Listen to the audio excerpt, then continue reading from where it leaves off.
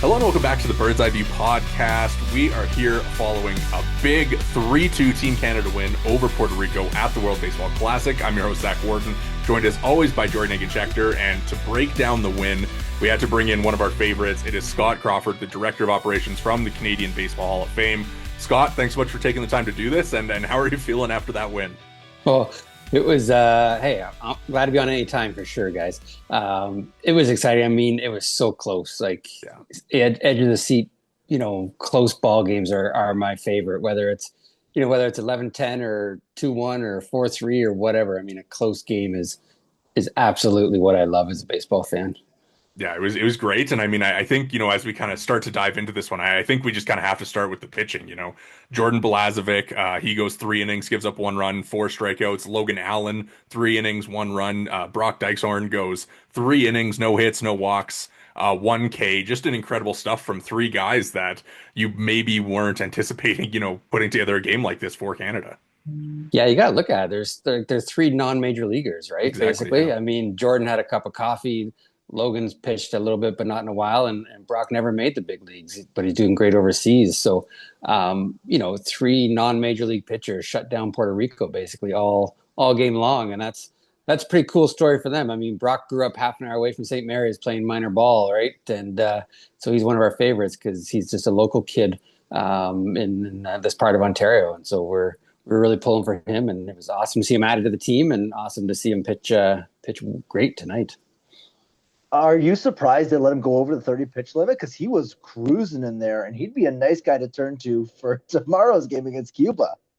Yeah, I was thinking that one, especially when we got that out with 29 pitches. I mean, they pulled Paxton in the middle of an at-bat a couple days ago to make him available. And you almost want to have as many guys available as you can because you don't know. I mean, the game could go extra innings. Someone could get hurt. Someone might get rocked. You might be out in the first inning, and you might need 7 pitchers to get through the game tomorrow. And but I mean, obviously, Witt knows what he's doing, and Greg and Denny Boucher, so I think he was cruising, and they wanted to win this game, and so they let him in and let him finish it, and they know he's not available tomorrow, and they got to go with that fact now. Yeah, I mean, obviously we talked about it a little bit before, we kind of started recording here, but just generally the stakes for this game where, Canada could have afforded to lose this and come back tomorrow and still have a chance to advance. But now they're in a position where, they still have to win to advance, but if they win, then they win the pool. And obviously after that Panama loss, you're kind of more concerned about like just advancing, but I think from the way that the expectation was for them entering this tournament, like this is just a really, really nice win. We saw contributions kind of from up and down the lineup. Owen Caissie really great again. The guys at the top of the order working some bases loaded walks on some really tough pitches. But I mean, entering the game, obviously you kind of look at the way that they were lining up the pitching. I kind of wonder like what were you expecting for this one coming into it? I actually expected a whole bunch of guys to maybe throw a little bit, right? Yeah. Just to keep them sharp for tomorrow. Because, I mean, you don't need a rest if you don't throw 30 or more pitches. But there's also so many behind-the-scenes things that we don't know about. Teams not letting guys throw 2 games in a row. Again, these are all guys that didn't necessarily have restrictions, probably too many. But I know guys like we heard today that Mako got permission to pitch, on less than 2 days rest from the Jays. So that is wonderful. And, as much as the Cuba game is the really important one. I mean, you always want to win these tournaments. It's about winning. It's getting on a roll. I mean, that rain delay in the middle of the game, like the announcers were talking, was like, oh, I was like a killer because Canada just got a few runs and they were getting on base and they were taking pitches, and you can see Ernie Witt's frustration when the tarps came out. Yeah. But that was a couple of weird rainstorms that didn't last very long, luckily. Yeah, I mean, it was a couple frustrating ones. Well, yeah. I was just going to say it suddenly, I mean, looked all of a sudden like it was, oh no, what's going on? They're going to lose all the momentum. But I do want to talk about that inning beforehand as well, because 2 incredible at-bats from Tyler O'Neill. And then, of course, Tyler Black, I think it was an 8 or 9 pitch at-bat where they, ultimately wind up scoring the go-ahead run at that time. 2 enormous at-bats, to say the least. It is. And that's, you got to get on base, right? Like what my favorite stat about Joey Votto, obviously he's not retired now, but like he'd get on base. right? Like the game is all about not getting out. And Joey Votto was the best at not getting out for like a decade in baseball. So it's the same thing here. Like Tyler O'Neill might only have one hit or two hits in the first few games, but he's got 5 or 6 walks, right? So his on base is 500. So I mean, he might not be crushing home runs like we expect, but he's getting on base. He's not getting out. And that just turns the lineup over and gets more at bats and more at bats for everyone. And same with Tyler Black and everyone else. I mean, the Canadians have a lot of walks so far in the first 3 games, which is, it's not a double or home run, but you get on base, you get on first base, and you make things happen, and you make the pressure on the defense when you get runners on, and good things happen.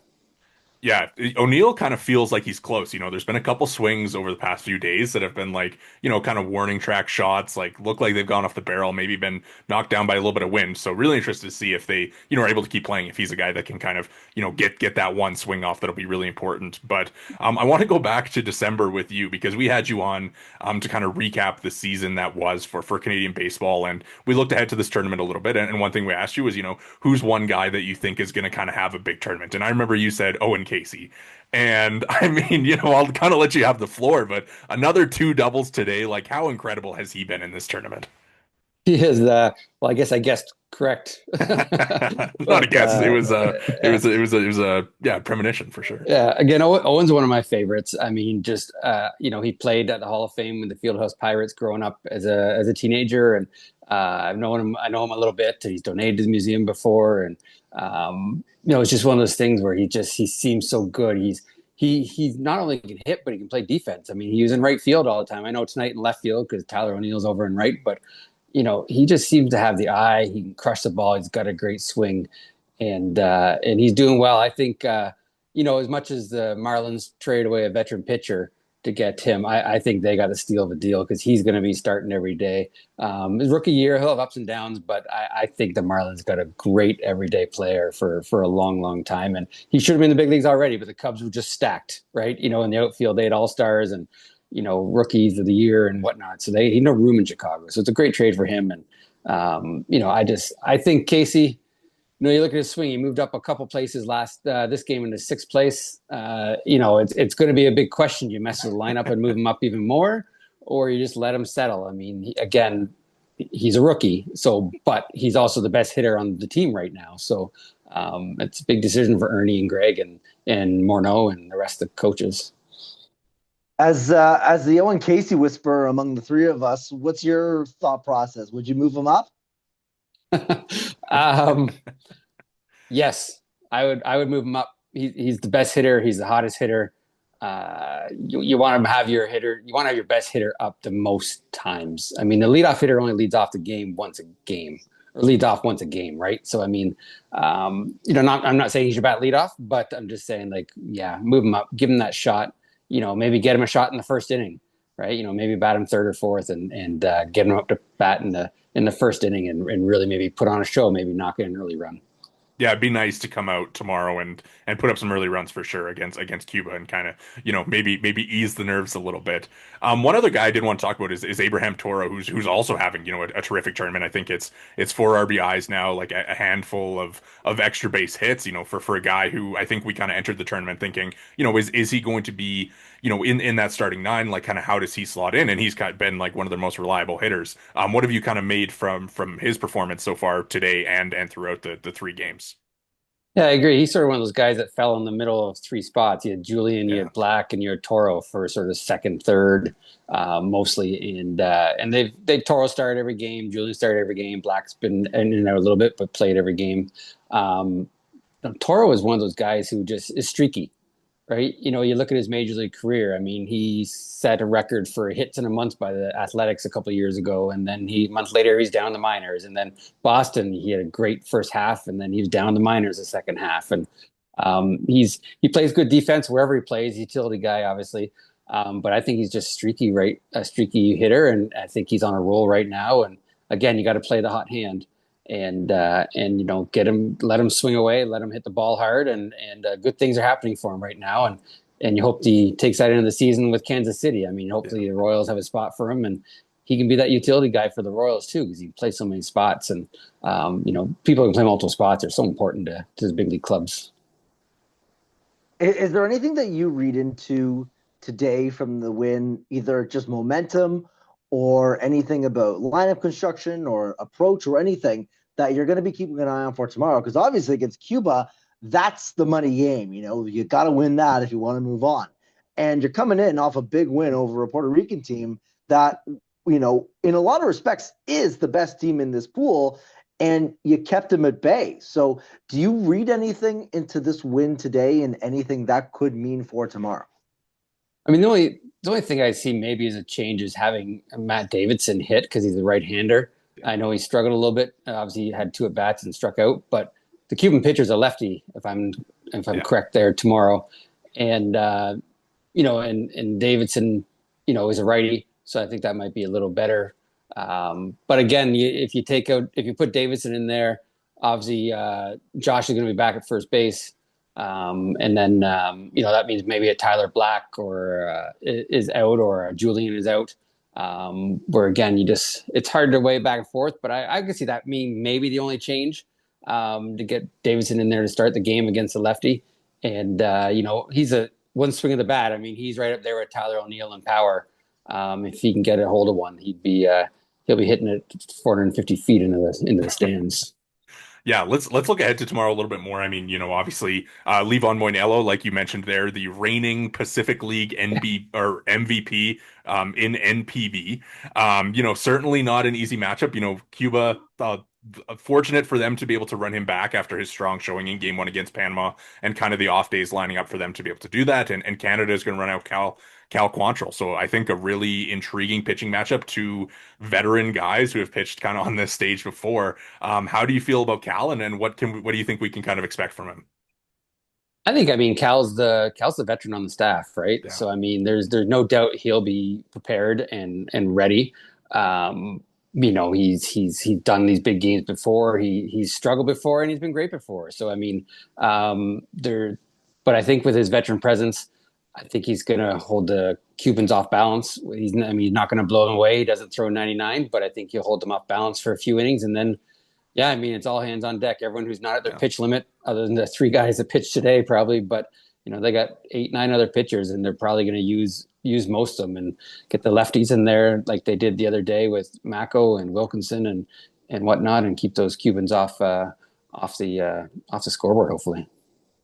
Yeah, I wonder if the Mako kind of situation could loom large, and Tugboat as well, to a degree, where you try to kind of flip them around a little bit, where you start Quantrill and then you go to a couple of lefties out of the pen, because it would seem that would make some sense in theory. I mean, I don't know if necessarily that's exactly what you want to do, but at this point, because it's going to basically be a playoff game for all intents and purposes, you're going to have to kind of play this one a bit like a chess match. I think so, and they got a lot of pitchers. I mean, everyone but these 3 can probably go tomorrow, unless there's anything we don't know about. But and again, yeah, lefty righty. You can mix up the hitters. Maybe Cuba will pinch hit for somebody, partway through the game, and that will affect the rest of their game. And I just think they got the lefties who can hold off, and then they got the big Philippe Aumont, which again hasn't pitched pro in like 7 years, but he got the one out the other day, and again, he's big league experience, and so I think Amont's going to come into the game tomorrow and have a big moment too. Yeah, I think just kind of looking at kind of the pitching roster here, and you mentioned Aumont, guys like Eric Sarantola, Indigo Diaz, they were pretty impressive early on. Noah Skiro obviously was so good in that first game. And then like Mako and Wilkinson, like just they kind of have all these guys. Rob Zastryzny's kind of in there too. I'm gonna ask you to call your shot again. Obviously, you did it with Caissie, but I wonder like if there's any bullpen guy that you feel really good about tomorrow. Is it Aumont? Is it Mako, Wilkinson? Like any of those specific guys?